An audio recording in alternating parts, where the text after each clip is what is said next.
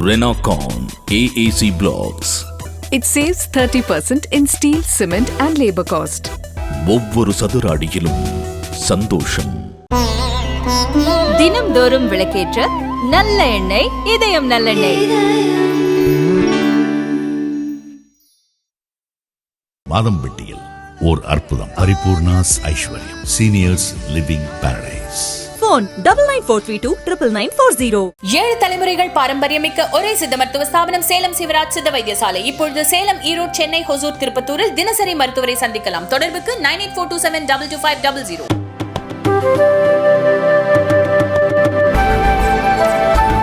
இன்றைய நேர்காணலில் நம்முடன் இணைந்திருப்பவர் மூத்த பத்திரிகையாளர் திரு ரங்கராஜ் பாண்டே அவர்கள். அவரிடம் நடப்பு அரசியல் குறித்து விவாதிக்கலாம்.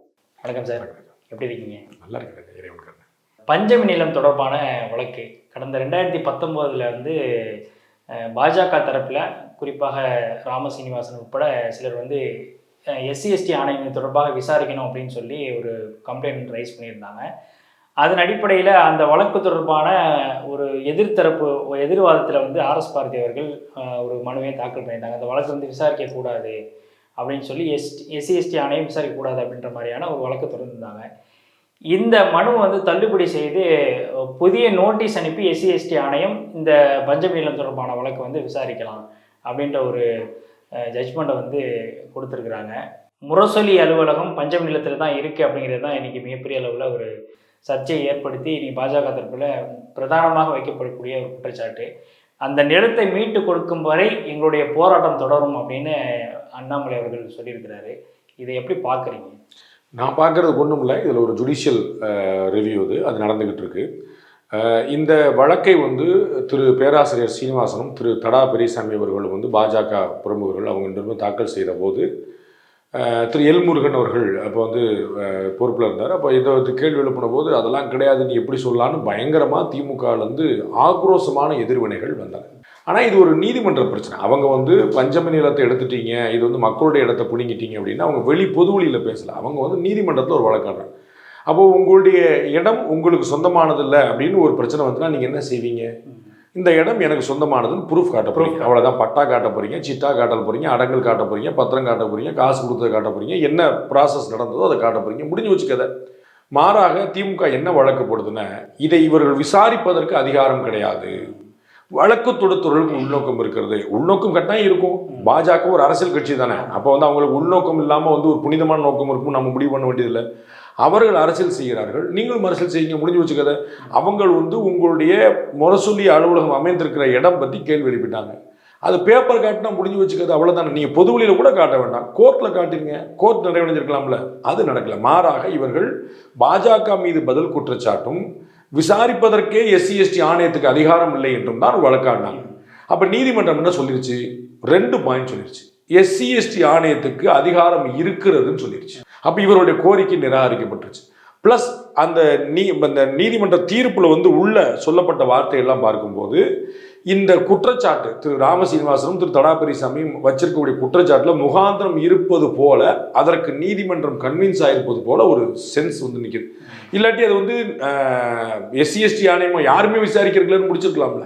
அங்கே வந்து நீங்கள் ஃப்ரெஷ்ஷாக நோட்டீஸ் அனுப்பிட்டு you can conduct the enquiry, நீங்கள் விசாரிக்கலாம் அப்படின்னு சொன்ன பிறகு அப்போ அந்த இடத்துல விசாரிப்பதற்கான தேவை இருக்குதுங்கிறதான் அர்த்தமாக இருக்குது. இதில் விசாரிக்கிறதுக்கு நம்ம பார்க்குறோம். நீதிமன்றங்களில் வந்து வழக்கு வரும்போது ஒன்று வந்து நம்பரே பண்ணாமல் விட்டுருவாங்க.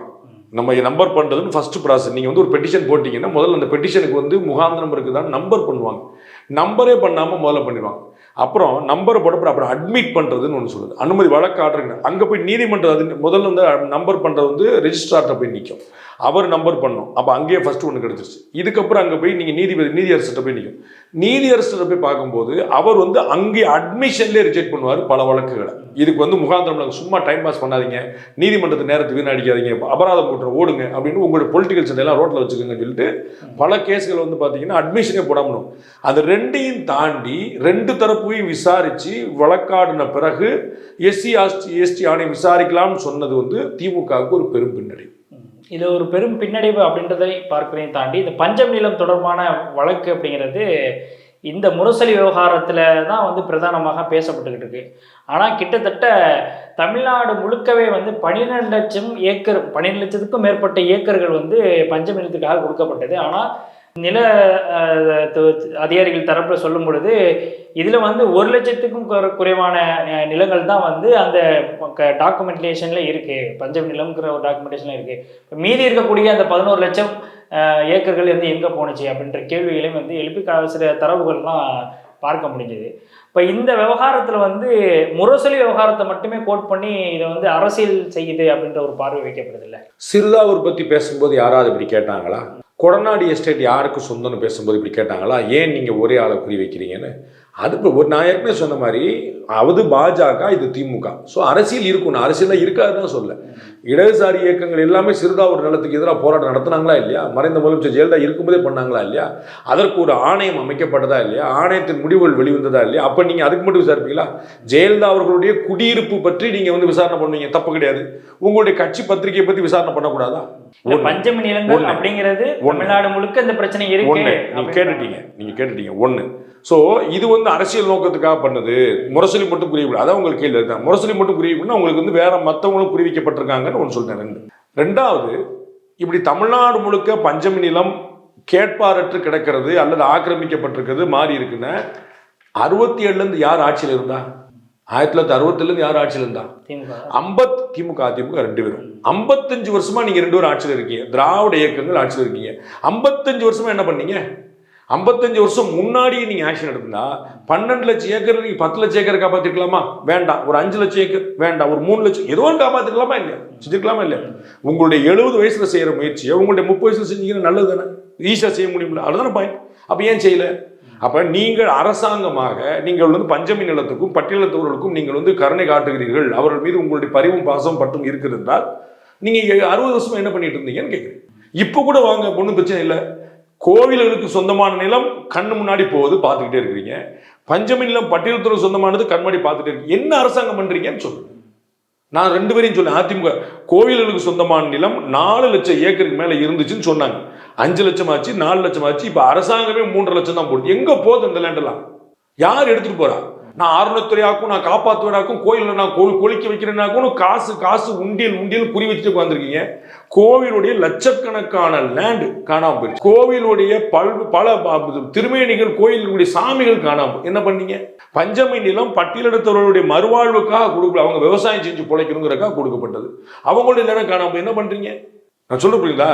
இன்னைக்கு கட்சி ஆரம்பிச்ச ஒரு நாம் தமிழர், இப்ப எதிர்காலம் வந்திருக்கக்கூடிய ஒரு பாஜக, இப்படி 2 கட்சி வந்து ஆட்சிக்கு வந்துட்டு நாங்க வந்து பஞ்சமி நிலமா என்னன்னு பாக்குறோங்கன்னா பரவாயில்ல, ரைட்?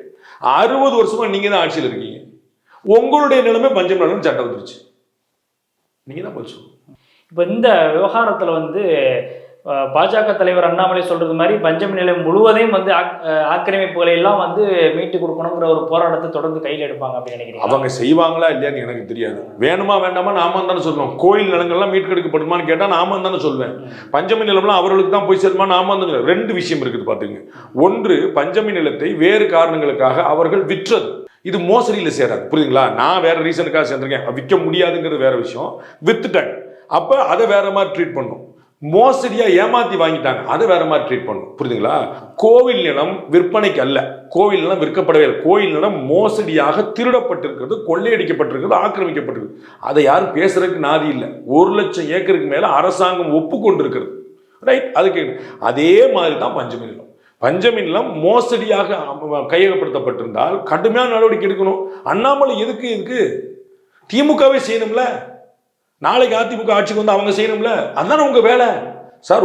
ஒரு பட்டியலினத்தை சேர்ந்த பரிதாபத்துக்குரிய ஒரு சகோதரன் தன்னுடைய நிலத்தை வந்து அடுத்த அபரிச்சு போயிட்டா அவனால சண்டை போட முடியல, நீங்க தானே காப்பாற்றி கொண்டு வரணும். அதுதானே உங்க வேலை.